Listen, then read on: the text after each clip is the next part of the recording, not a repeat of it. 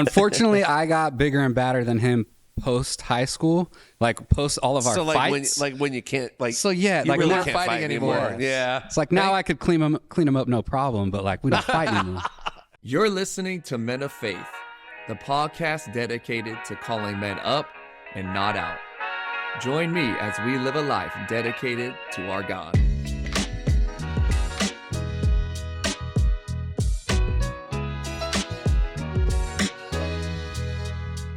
Hey, welcome back to the Men of Faith podcast. I'm your host, Caleb Cole. Once again, I am here with my illustrious co-host, not just a man of faith, but a man of men. Is that a thing? All right. I don't know. Give it up for Brandon Miller. Come on, Brandon Miller's in the building. What up, Brandon? Caleb. Thanks, Caleb. Looking forward to today. This is a hot topic. It sure is. Yeah, especially this time of year. This is about that time that when people committed themselves to a thing, they start falling off. So it's a good time to pick this up. Mm-hmm. Yeah, so we want to talk about physical health today. We have brought in an expert. Yes, we have. Because while Brandon and I are physical specimens, let's be real, we wanted to talk to someone who really does this for a living. And so it's someone that I know well because he is my literal brother. So you can also make some noise. I want to introduce Luke Cole. This is my younger brother. Luke, great to have you on here. Thank you for having me, you guys. Excited. So as we talk about physical health, why don't you start by kind of introducing yourself, telling us a little bit about what you've done, what you're currently doing in the physical space, health industry. I know you've been doing it for a while, but give us a little rundown of your credentials. Okay. Who am I? Why am I here? Okay. Yeah, exactly. Yes. So I started similar to you, sports background, played sports my entire life through college. I actually went to majored in business, believe it or not. And then post that, I went into the corporate world for a few years, and then I decided this isn't for me. And so I dove right back into my passion, what I knew, what I had done my whole life, which was health and wellness. And since then, I've received multiple certifications. I'm certified personal trainer. I'm certified kettlebell instructor. I've done a 200-hour yoga teacher instructor class. I'm also a certified sports nutritionist as well. So those would be all my official certifications. And then taught in the public space for a long time. Started out like one-on-one PT and then moved into group coaching. And then from there, I've transitioned into just solely online, working with individuals, doing health and wellness coaching online. I work with everyone from the very beginner. If you've never done anything, I could take you from there to wherever you want to be. And then I also have some professional athletes that I work with as well. So very diverse in my client set. I've seen it on your social media. You have some professional athletes. I know you have some MMA fighters, a few of them, right? And is that primarily like, is there a type of person you're looking to work with, or are you like, I'll work with anybody? Because you said beginners. Yeah, no, I'll work with anybody. Yeah. And it's the skill set that I've developed can be applied to any and everyone. So whether you're super advanced in the space and you really want to take your performance to that next level, right, or you're just starting out and you just really want to realize what performance is, then we can work with you from there. So I enjoy it all. I like taking people from the very beginning and building them up. And I love working with professional athletes. It's a very different type of person to work with, different approach, obviously. But yeah, I love both. And it keeps me on my toes, keeps me engaged, constantly learning on both ends of that spectrum as well. So it sounds like your business is remote. Yes. So you can work hands-on if you want, or you could do it through an app-based type interaction. Correct. Yeah. So almost entirely online. I do very little one-on-one. Great. Yeah. And so you're hitting nutrition, you're hitting sports plans, workout plans. You do the top to bottom. Yep. All of it. Yep. Okay. Mm-hmm. And so if someone engages you, is it for a term? 3 months or 6 months, and then you set up your packages like that? Correct. Yep. So I typically run a 6-month package when that comes to just like general strength, fitness, nutrition. When it comes to my professional athletes, it depends on their specific goal. So with like my MMA athletes, it's working with them through a fight camp, which can be typically between 8 and 12 weeks is what that looks like. But typically I ask for a 6-month commitment. And it's for what you just talked about, quitting season, right? And you'd be surprised at how many official people, quit day. Dude, the day the gym passed it, right? The day the gym attendance cuts in half. Like, Correct. man, it went from barely being able to find a machine to Lots of machines open. Yeah, it's in January, right? Yeah. There's like a day, It's like the third week of January. but People it's like do not last long it's at still all. tapering. I'm like, come on, Yeah. people, hang in. Some of you can make it. Gyms in February are already emptied out. It's already cutting off. Yeah. Well, it's great getting to know Luke and introducing him to all of you guys. He actually started in the physical space of fighting me. That was really where his specimen that I he wanted to is- know your college his sport. Are you physique basketball was or developed. Football. You're a football guy. Correct. Yes. Oh, so you might have had the advantage on Big Brother at some point. And yes. Well, he was older, so he was always a little bit bigger. Yeah. Unfortunately, I got bigger and badder than him post high school, like post all of our So like fights. when you can't like So, yeah, you like really we're not can't fighting fight anymore. Yeah. It's like now I could clean him up, no problem. But like we don't fight anymore. Hey, I don't deny that. He's had way more training, fight training. He was in the Marines. I mean, he's done a lot. I'm not trying to fight this dude. But when we were younger, because I hit puberty and I shot way up, right? So I'm Yeah. 6'3", almost 6'4". And Luke was still a little guy, so he had no chance. Yeah, he got the better. How of many me. years between you guys? A year and a half? 18 months. Yeah. Oh, you're real close. Yeah. Actually, no. Actually, we're only 16 months apart. But we were 2 years apart in school.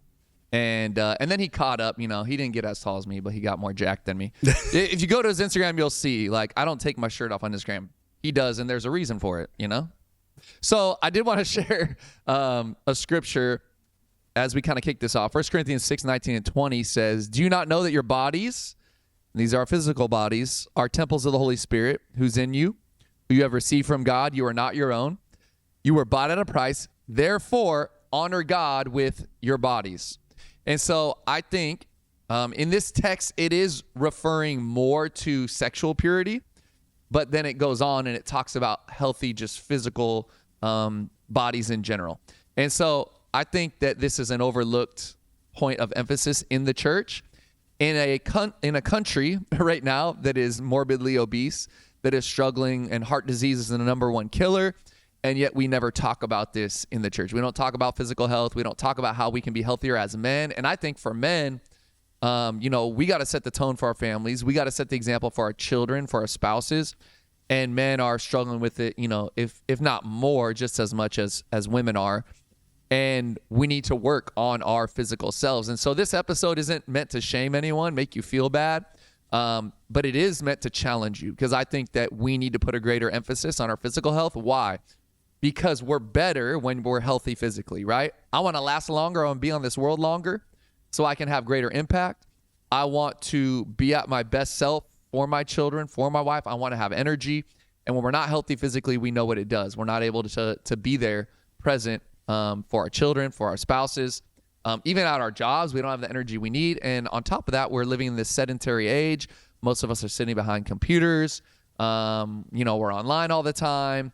And so I think today, we wanted to call the guys up to health physically. And so we wanted to pick your brain a little bit, Luke, just about, where would you tell the guys who I think are starting? I think there's a lot of guys who, honestly, they left any type of physical activity in high school days, maybe college days.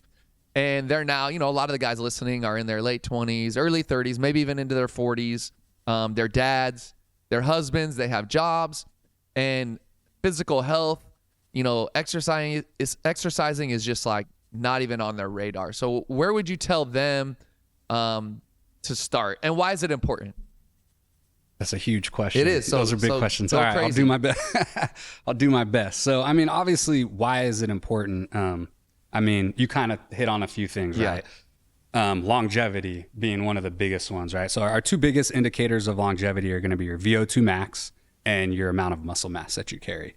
And so if we're not doing any type of cardiovascular fitness, if we're not lifting any type of weight ever, or it could just be body weight, strength training, we're missing out on the two things that are going to keep us here on earth the longest. Mm-hmm. And so that's just from a movement standpoint. And then from a nutrition standpoint, everything we put into our bodies, we literally become, right? We take it, we process it. What's good, we keep. What's bad, we get rid of, right? Mm-hmm. And so when all we're putting in is a bunch of junk, we're going to become a bunch of junk, right? Yeah. And you can see it, right? You can tell, you can look at a healthy diet and the way the person looks, even in their face, the way they age, all of it. And so when we combine those two things, movement and nutrition, it creates a very, very powerful matrix of just health in general, right? And where does that come into play? Why is it important? Obviously, longevity, performance in every way, right? Showing up to work with energy, having a clear mind, not getting bogged down because you're always in this fog because you never move your body, you don't eat correctly, you don't sleep right. So there's so many things. It's important. It impacts every area of your life. So it's such a big question. Yeah. Why is it important? Well, because it impacts literally every single aspect of your life, sexual health, all of it. Wow, I think it's interesting you said even like how you age, how you look. I'm not trying to toot my own horn here, but the other day I was at the airport and the girl took my license, at TSA, and she looked at it and she looked at me and she looked at it and she said, "No way you're 43." And I said, "Oh, bless your heart." Yeah. "Thank you, sis." And I walked away, but I felt so good. But I'll just say, like, I've eaten healthy my whole life. I married a woman who, like, she does not cook processed food. We don't eat a lot of processed food. And like she's making me eat Brussels sprouts and asparagus and lean meats and red meats and, all these kinds of things. And so I think nutrition is something we haven't talked about. Last time we talked a lot about like exercise. And so I think what I'm most impressed by Luke with, obviously you're a specimen, you know how to work out. But what I'm most impressed with is your nutrition. And so I think maybe we could focus on that for a minute. Like, Yeah, I'm curious about that because, we know that there's, and I'm going to keep this non-political, but we know that there's a lot of discussion right now about the amount of additives in our food. And I've had this conversation with a couple people who've traveled overseas. And so last year I did a trip to Europe, and I ate in Europe what if I eat it here would blow me up. It would create swelling, cause all kind of problems. And over there, nothing. And what I was told is they don't put stuff in their food. It's not in the pasta. It's not here. So there's that piece. And then there's the other reality of sourcing the right food, because you can think, oh man, I'm doing right, and only to find out, man, look what they're putting in my meat, or look what they're putting in my, even in the vegetables. And so sourcing it, eating it, because agreeing with you, you will become what you, and the rate of cancer in this country, the rate of diabetes, the rate of heart disease, all these things that we're noticing. And that's not just counting people with GERD, people with, constant recurring issues, just because the food they eat is literally killing them. Yep. Yeah. So talk to us about nutrition and how these guys can start to get healthier in what they eat. Mm-hmm. So that's like kind of a two-part question. So sourcing, you hit on food sourcing, and then basically how our foods are made. Okay. So sourcing, the biggest thing there, the thing that's really taking people out and adding all these diseases is going to be, especially in America, is the way the food's sourced. We are some of the largest users of herbicides, fungicides, and pesticides. All that stuff stays as residuals in your food. And so that's why eating organic is very important. Even then, sometimes some organic foods can get away with using those types of things. And so why you can, like you said, no inflammation, right? You weren't blowing up eating those different types of foods. One of the biggest reasons is going to be how they grow it. They have much stricter guidelines around the amounts of those types of things they can use, if any at all. So I know, for example, like Roundup is illegal over there. Here we spray it on our food by the gallon, right? So that's part of it. And then the other part is America loves its processed foods, right? And so anytime you're using processed foods, there's going to be all kinds of different additives. Not all of them are good for you, obviously. FDA approved doesn't mean a whole lot these days, right? And so there's a lot of FDA approved ingredients in foods that, quite frankly, shouldn't be there at all. So how do you avoid that? One of the easiest ways to avoid it, just eat whole foods. And so that's when you're talking like, what's something people can do today? Yeah. Just Tell us what's Whole Foods. Start eating whole foods. So people don't know. I don't know. I'm like, what's a whole food? So a whole food would be just something that's comes in its original form. Something one that ingredient is grown in, Got it. Yeah, grown from nature. You can have multiple ingredient foods as long as they're processed correctly. So it can be more than one ingredient as long as it's processed correctly and still be considered a whole food. But just try to think like, if it comes from nature, this is good. I want to put it in my body. If it's been made in a lab or a factory somewhere and it comes in some type of wrapping or packaging, most likely it's not good for you. Are there some things out there that are packaged that are okay for you? Sure. But for the most part, and if you're just trying to start from like square one, something easy, just stay away from all that stuff. So you're talking eat vegetables, Fruits, veggies, eat meats, eggs, meats, dairy, yes. Nuts, seeds. Yeah, correct. Yep. and stay away from anything that has multiple ingredients, processed. Yep. Even like some of these granola bars that would be considered health foods, protein bars that would be considered health foods. Would you discourage that too? It depends on the protein bar you're talking about. Yeah, okay. But for the most part, yeah. Yes. Yeah. And one of the things you guys can do to start also is just start looking at the back of the nutrition label. And if you look at the back of the nutrition label and the ingredients list, if you just start seeing like all these words you can't pronounce, it's got like 30 different things in it. Are you familiar with the Yucca app? Probably stay away from it. I'm not, no. So this is an app that literally called Yucca, Y-U-K-A. You can scan the box on whatever it is you're going to eat.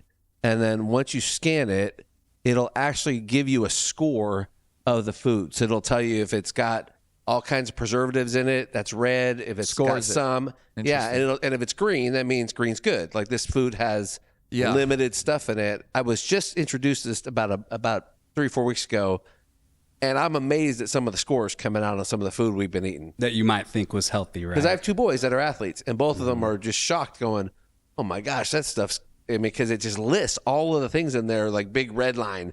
Don't eat this is what this is going to do to your body. So I was curious if you're familiar with apps like this that help give some insight to folks of just how to source food. That's actually a new one. I haven't seen one like that. I like it. That definitely is helpful when it comes like packaged foods and trying to, not everyone's a nutritionist. So not everyone can look at a nutrition label and be like, oh yeah, this is good or bad, right? And so that definitely takes a lot of the guesswork out of it. So that's good.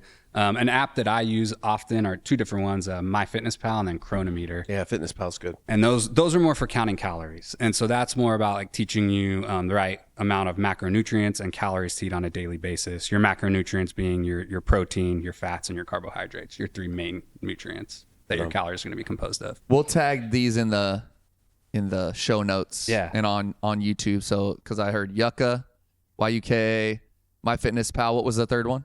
Chronometer. Chronometer. Okay. Yeah, we'll tag those. I mean, it's crazy with technology how we can actually help ourselves very easily. I mean, you showed it. Just put your camera on it and it goes, no. Well, I'll give you guys an example. Last year, I was eating Whole30. And so I was really attending to thinking, I'm doing this. So one of the meals I would eat are egg whites from Starbucks, thinking I'm just having egg whites. Only to find out, I read this article, do you know which restaurants that don't use real eggs? Yeah. Second one on the list, Starbucks. I was so offended. Here I am thinking, I'm doing the most. I'm eating egg whites Look most how meals. healthy I am. Turns out they put all kinds of stuff to preserve them. They're not even mostly real eggs. Yeah. Super disappointed because what you were describing, I'm like, I want to say, if it comes from a place that has fast food, it's probably not going to be good for you because they're shoving all kinds of stuff into that food to make it last on the shelf a long time. Yep. I mean, Luke, I know you rarely eat out. If you guys, you need to follow him on Instagram. What's your Instagram handle? It's Luke Cole. That's it. At Luke Cole. At Luke Cole. Okay.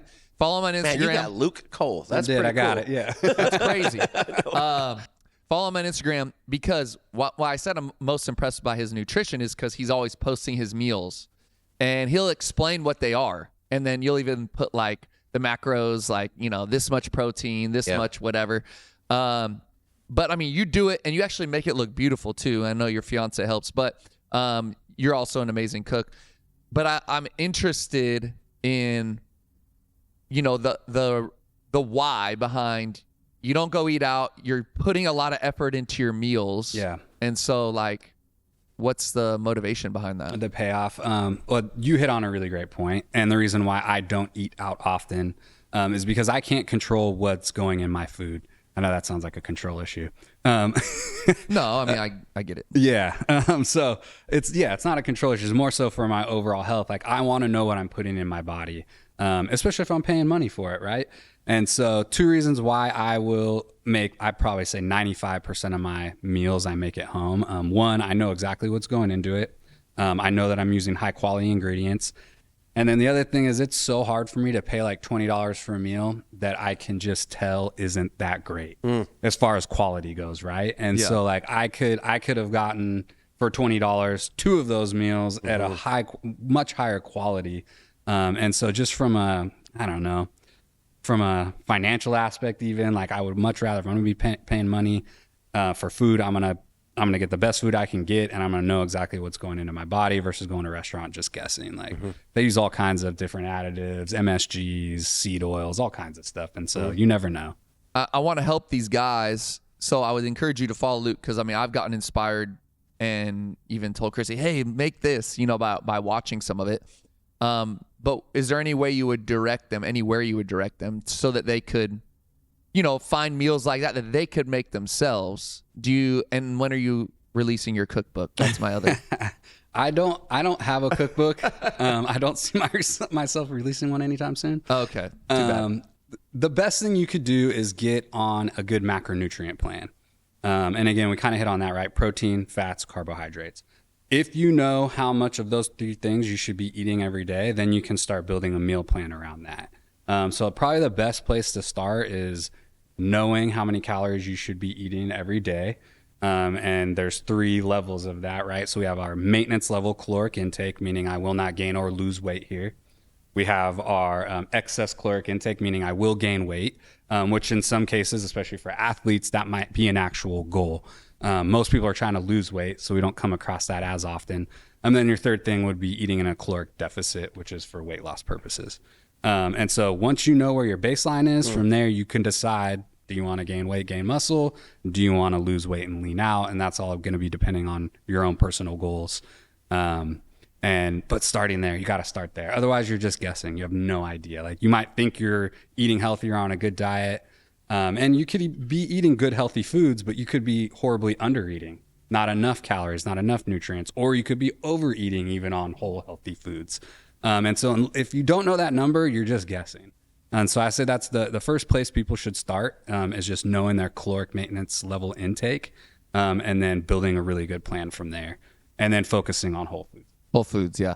So I want to talk about movement, but before I do, I know you avoid alcohol in general, and so I just wanted to ask you about that. I know Brandon went dry last year for how long? A year. And he saw the benefits, personally, we talked about it a little bit. So tell me why, because I think a lot of the guys listening, we're men of faith, but we like a glass of wine or a beer here and there, I'm curious, from a physical health benefit, because Brandon talked about it for him, why has that been something you've avoided? So I'm going to go a little extreme on this one, if that's okay. Go ahead. And it's okay if you guys drink. I'm just going to say, this is just my personal philosophy when it comes to alcohol. I think alcohol should be legal, personally. My goodness. I really do. Hold on. We need that button. Mike, hit the button. Wah, wah, wah, wah. Alcohol is illegal. It should be. And it wasn't one time in America. And Are you saying they're all going to hell if they drink alcohol? That's not what I'm saying. Luke said it here on the Men of Faith podcast. If you drink alcohol, you're a sinner. No, That's not what I said. I said it should be illegal. Okay. Tell us why. So it's a drug, for starters, right? And a lot of people have a hard time admitting that alcohol is a drug. And part of the reason why is because it's so socially acceptable, right?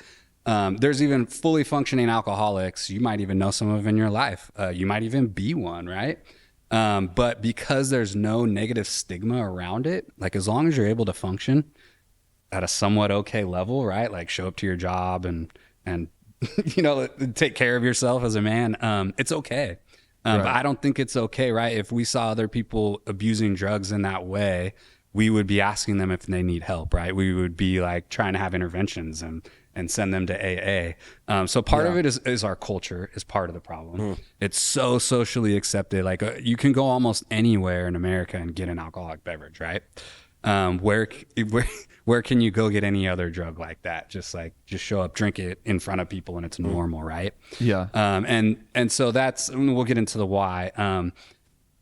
It's horrible for your health. It literally wrecks your body. It's terrible for your organs. It's literally classified as a type 2 carcinogen, so it will give you cancer over time if you drink too much of it. Horrible for your organs, ages you faster, affects your recovery, it affects your sleep, it affects your mental function, dehydrates the body.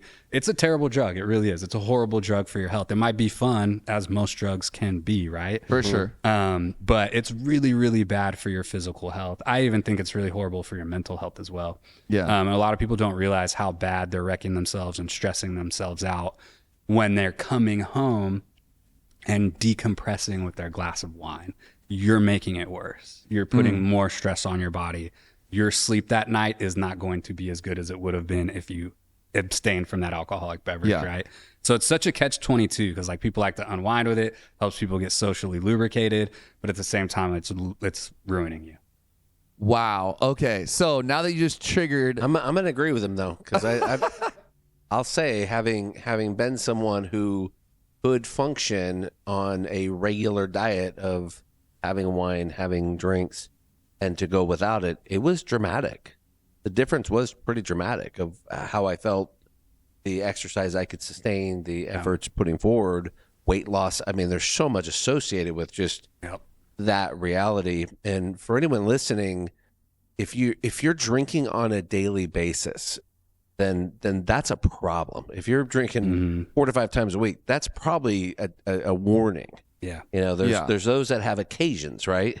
Occasions, and okay, you might say no, but they might, okay, that at least if it's in a pretty healthy moderation, you've spaced it out. But I love the angle of the health side of that, because of just what it does to your goals, what it does to your metabolism, what it does to your organs. I think is an important part.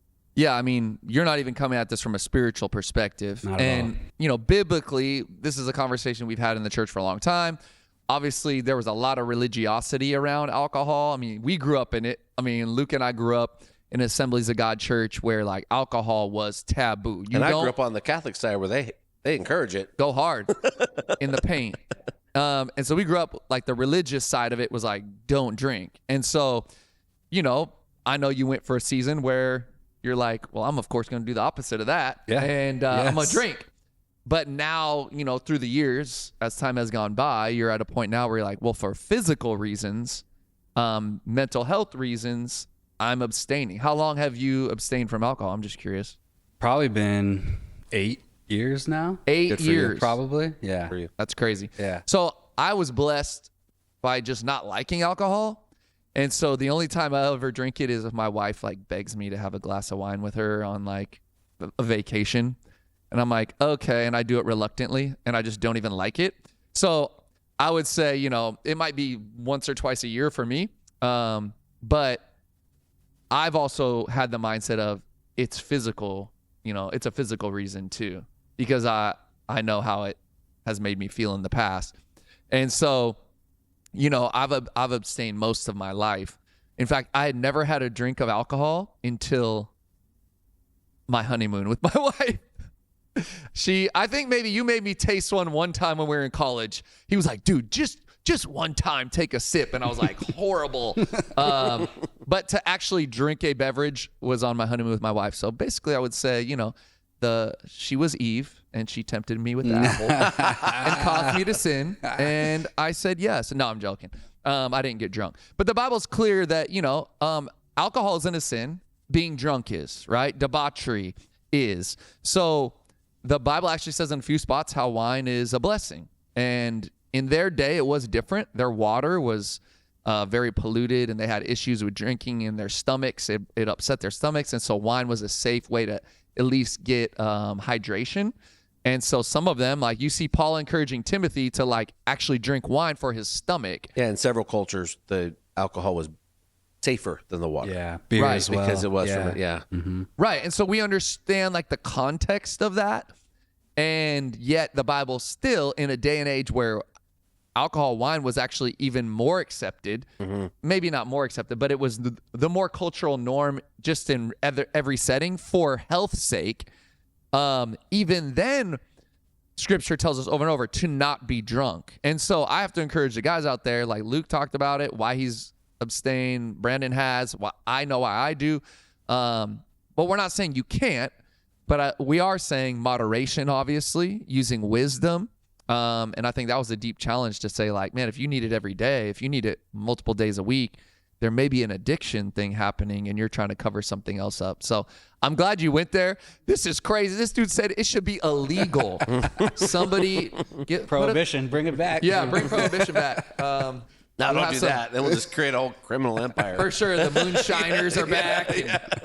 Yeah, wild stuff. But I want to talk about physical movement. We got a few minutes left. So, talk to us about where guys should start. If they're like, man, I want to start getting healthy physically again and I don't exercise. I know you talked a little about like muscle composition. Yeah, I want to hear that piece about, because all through my 30s into my 40s, I was convinced I had to move, like cardio, only to be told, no, put weight back on. Well, muscle back on. And for me, that was music to my ears. I've always been a big man, and like, oh, you want me to get strong again? That's great. And so, but it was a shift. And then I've started to hear more and more people come out with, oh, if you don't have the muscle mass, if you don't have the strength, you're going to have problems when you're older. It's going to hurt you. Super curious how you talk about that. Yep. So it shouldn't be one or the other would be my first thought. Okay. The goal is always both. So again, I hit on the two things, right? Or VO2 max, which is your essentially your heart health, right? Cardio health, and then your muscle mass. So it should be both. And so you should be taking a well-rounded approach. And I know people tend to go one or the other with things, right? You have your bodybuilders who are like, I don't need cardio to look jacked. And it's like, well, you might look good, but what's going on inside, right? How's your heart doing? And vice versa, right? You have runners, extreme runners or long distance runners, ultra marathoners, and it kind of looks like they're wasting away, right? Because they're just running themselves to death. And so it should be both. And so that's the approach that I take, is a well-rounded approach to both. Having strong cardiovascular health and having a good amount of muscle mass. When it comes to as we age, that's really a great question. And so as we age, especially past the age of 40, we just lose muscle mass every single year. Even if you're lifting, you're going to lose a little bit. And so as we age, our goal is to try to maintain it. If you're coming from a place of newness, like you haven't been working out, you can add muscle on even in your later years, 40s, 50s, 60s, 70s, especially if you haven't been doing it. If you're someone who's been doing it, like for me, for example, my goal at this point is just to maintain. So I want to maintain this until I want to be ripping when I'm 80, right? So I want to maintain this until I'm 80 years old.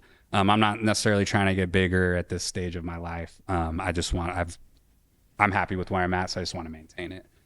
So as we age, again, that muscle loss starts happening. How do we stimulate that? Two different ways: lifting heavy weights. Type 2 muscle fibers, which are your quick twitch, they deteriorate twice as fast as we age. I think there's two reasons for that. A lot of people would just say, oh, it's just the age-related process. But I think it's because people stop doing any kind of quick twitch working out whatsoever as they age, right? Like, how many people do you know past 40 that still sprint? Any? I do. Besides yourself. Right? Like very few. Very few people are still sprinting, jumping, doing like quick twitch activities, playing sports. And so I think it's just they're not doing it, so those muscles are disappearing. Yeah. Right? And then the other way is lifting heavy weights. So even lifting heavy weights stimulates quick twitch muscle fibers. And even though it's a slow movement, it still stimulates those muscle fibers. So it's so important as we age. It reduces the risk from literally anything. You're just a more resilient, more capable human being. So if you get in a car accident, you're more likely to survive. You get sick, you're more likely to survive. You fall down, you're less likely to break a hip, right? And that's a lot of times, those are things you see taking people out as they age, especially 60s, 70s, 80s. What is like 70% of people after they break a hip are dead within like 6 months or something like that, like past the age of 60 or 70. So it's a big deal. So the physical just activity of, you're saying we need both. We need to build muscle, yes, or maintain muscle. So we need to lift weights, yep, but we also have to have cardiovascular, some kind of activity, whether it be running a little bit, hit movements, which is a combination of both, right? You could be throwing in high intensity. Yeah, you could be throwing in muscle building while getting your heart rate up. You can do both. Yep. There's so many approaches as to how to do it. But the whole point is we're stimulating the heart from all those different heart rate stages. But you would say that as time goes by, most men are decreasing both. They're not, or doing neither. Right. Sedentary. Correct. Sedentary, yeah. Yes. And this is going to have sitting is the new long-term smoking. impact. Sitting is the new smoking. It is, dude. Scrolling is the new smoking. And this is going to have long-term negative impacts. Correct. As it relates to quality of life and longevity. Yep. Okay. Yep. So a lot of these guys listening, I do think we have a lot of guys who are around our age, late 30s, early 40s, pushing 50 or in their 50s. You're telling them start somewhere. Where would you start them? So you need to start with what I call, the industry calls a GPP plan, which is general physical preparedness. And so that's just a general strength and conditioning program. It doesn't have to be anything spectacular. Yeah. You just need to get in there and you need to be consistent. That's the other word that everyone's looking for the magic pill, right? Like I want the perfect Ozempic. workout. Yeah. The perfect diet. And it's like, but most of you can't even sustain it. So it doesn't matter. So consistency and just start. You could start today. It could be something simple. You could start with walking. It could literally be that easy. That gets your heart going. It gets the heart going. It's low impact. It's healthy on the body, especially if you have not been moving, right? I think one of the things that people try to do is go from the couch to the arena. And you're not ready for that. You're going to get injured. You're going to burn out. And I see it happen all the time. Hard 75. You guys have heard of hard 75? I can't say that word. I call it a dumb 75. He said, I can't say that word. But I'm Not sure on the Men of Faith podcast. I'm sure you guys can guess. Offline, though. Yeah. But so that's one where people go again from the couch to hard 75. It's requiring you to do 2 workouts, like 6 days a week, I believe. You get 1 rest day out of the whole week. You're working out twice a day. No, And they go 75 straight. 75 No days rest. straight. No breaks. No, I know people have done So it. no rest No days. breaks. Yeah, it's ridiculous. Like that's the worst place you can start. I would love to see the stats of how many of those people get injured within those first 75 days. But yeah, start simple. You I'll guys tell you one of them. I did. Did you get hurt? Brandon goes, tried it. I did pop my sciatica. I couldn't. Oh, my gosh. And couldn't walk. I was at the gym. I was like, oh, gonna stop that, and realized.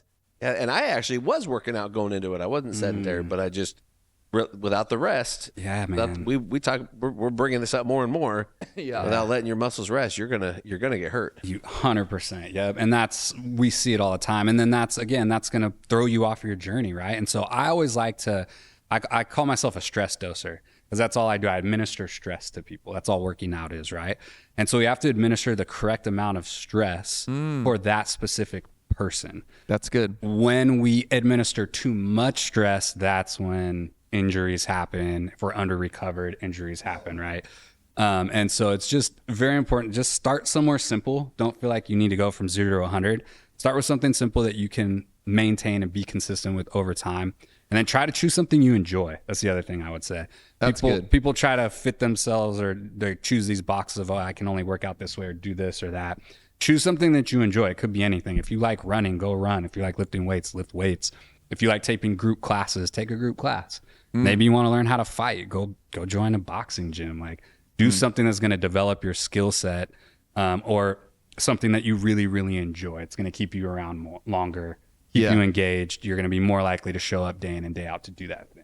Because most people's approach to working out is, I got to go to the gym, right? Yeah, it's no fun. Yeah, but for me, I'm excited to go to the gym. I enjoy my gym sessions, and people are like, what do you like about it? I truly just enjoy training. It's fun to me. Yeah. I feel great. I enjoy it. It doesn't feel like this heavy obligation. It feels like something that I can go do, express myself through movement, get to feel the joy of being in a healthy, free body that moves well and feels good, right? It's a great feeling. And so I truly enjoy working out just for the sake of working out. I know it might sound weird, but try to cultivate that mindset too of not it being this obligation or this task or this horrible thing that you have to do, but that this great thing that you get to do and that you can do that makes you so much better in every way, shape, and form. No, it's good. I know for me, I went through a season of like not doing much physically. I was fairly sedentary. And I just remember how unhappy I was and discouraged. It was when my kids were little. I felt so like mentally, emotionally drained. I don't want to say I had nothing to look forward to because I had my kids and I was still pastoring this church, but I realized like, dude, you're a physical being. I've been physical my whole life, right? I was a college basketball player for 4 years, kept playing sports, obviously all through high school, played 3 sports. And then I went through this season of nothing and it was like probably the least happy I've ever been. And so when our third child was born, I told my wife, even though it was a baby, I'm like, I'm going to the gym. Like at least 4 or 5 days a week. I started playing basketball again. And even still, I have a game tonight, actually. So I still play basketball. I don't love lifting weights, to be honest. I don't enjoy it. But I go do it a couple days a week, and then I play basketball a couple days a week. And that's worked for me to maintain like a level of health and feeling explosive, like my body can still move. And so like last week I dunked. I'm 43 years old. And my son threw me a lob off the backboard, dunked it. I mean, I am 6'3", which helps. But I'm just saying that wouldn't have happened a few years back, but I got some of that explosiveness back as I've gotten older, which doesn't make sense. You know, it helps that back in the day I could fly, but you know, you get it. But I gained some of that back even in this age, at this stage of my life. And so I think that's so important. I want to ask you one last thing. We got like 2 minutes left. Guys that are struggling physically, like I'm even thinking low testosterone, like do you recommend any kind of, and I know doctors can actually prescribe like when it comes to testosterone or other things, like do you recommend any of this? Is there drawbacks? Because I've had a lot of guys talk to me about this recently, because I mean, I'm in my early 40s. We got a lot of guys in their 40s, 50s, and they're like, I need help because my testosterone's dropping and you know, I just don't feel the same. My body hurts all the time. And so talk to some of us older guys that maybe like, can we get a boost here or there? And I'm not saying like something crazy. I'm not saying go roid up, but you know, what are your thoughts on that? I think, so TRT is what you would be talking about, which would be testosterone replacement therapy, which is very different than taking steroids. Right. And so what you're talking about, TRT for older men who might be clinically low on their testosterone, 100%, you guys, it literally changes people's lives. So if it literally changes people's lives in every way, shape, and form. I started 8 weeks ago. Nice. Okay. Yeah. Cool. I appreciate your honesty. I have a doctor that his whole practice is longevity. Yeah. For men, and he happens to work with Hollywood actors and like rock stars, and so. Guy I work with got me in touch, and he said, look, here's what I do the blood test, measure everything, look at every possible thing, see if this works for you. And mine came in at 420, and he said, hey man, at your age you should be at 900 or 1,000.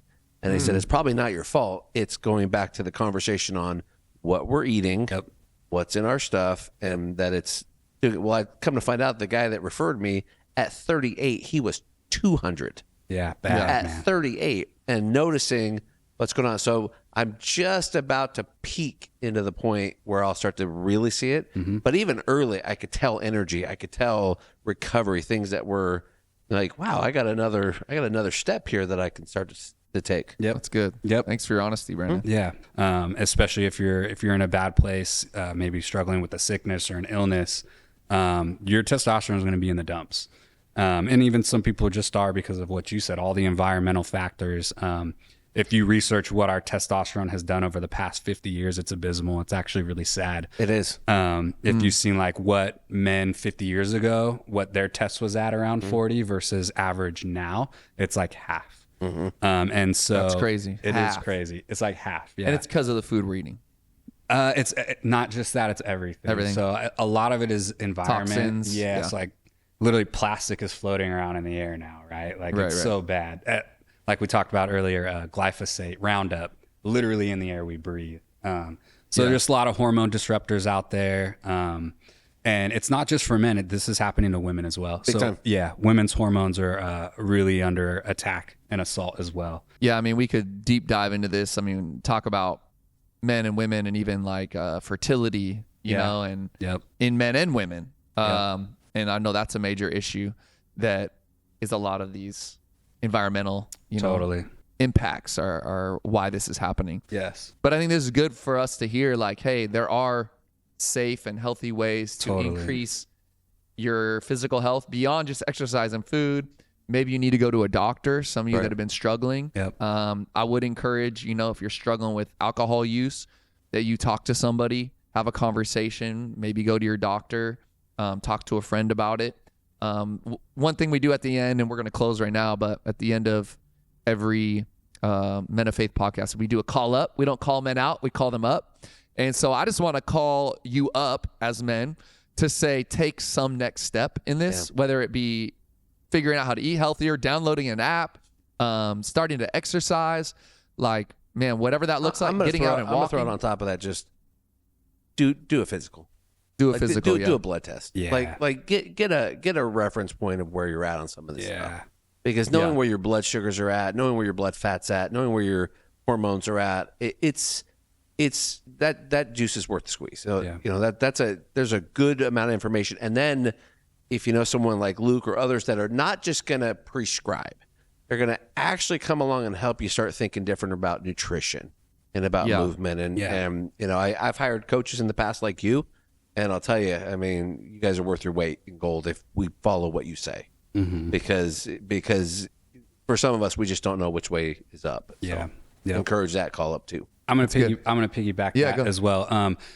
If you're wanting to get some labs done and you're having some problems with your general practitioner, a lot of doctors they think 200 testosterone is fine. Like that, some doctors will literally, like, I've had clients and their test levels are like 250, and their doctor's like, yeah, that's okay, you're within normal range, and it's like, no, that's abysmal. So if you're having trouble with your primary care doctor, they don't want to run the test, or they're saying you're fine when you know you're not fine, there's plenty of outlets out there that you can grow through, which is through doctors. And it's super affordable. You just pay for the lab work. Based off what they see, they'll prescribe you TRT or possibly something else depending on what they see. So you don't have to go through your primary care. A lot of times you're going to run into a roadblock that way. So seek alternative practitioners, I guess I would call them. They're everywhere out there right now. Well, I think these are some good call-ups. I think we were challenged. We were educated. There's some next steps we can take. I'm motivated right now. I'm like, all right, I've been a little slacking in the gym work. Even though I'm hooping, I haven't been lifting. Like, I could get back at it because summer's coming, baby. We got to get those abs back. You feel me? But hey, Luke, how can guys get in contact with you? I think maybe some of them are right now like, I need a coach. Why not Luke? So give us some of your information. This is your moment to plug yourself. Go. Okay. So you can find me on Instagram. I already gave you my Instagram. From there, you can find my landing page where you can learn more about me, products that I offer, or hit up Caleb. You can give him out my phone number. Okay. So hit up Caleb if you guys know Caleb, and get my phone number and just, reach out and we'll talk, see where you're at. Everything I do, just to plug myself a little more here, everything I do is custom made for you. And a lot of people, they need that support along the way as well, and that's why a one-on-one coach really comes into play. Most people, I want to say this, most men, I'm not taking too long, 90% of men overestimate their ability to fight, and I would say the same thing is true about their ability when it comes to nutrition and working out. Most guys, just because it's accessible, like anybody can go to 24-hour and work out, like they think they know what they're doing. Overestimate their ability to fight? Yes. Man, we could spend an episode on that. I could beat him up. The things I've heard at the gym, like, really? Yes. Yeah, you get one swing in, and then that guy's going to wipe the floor with you.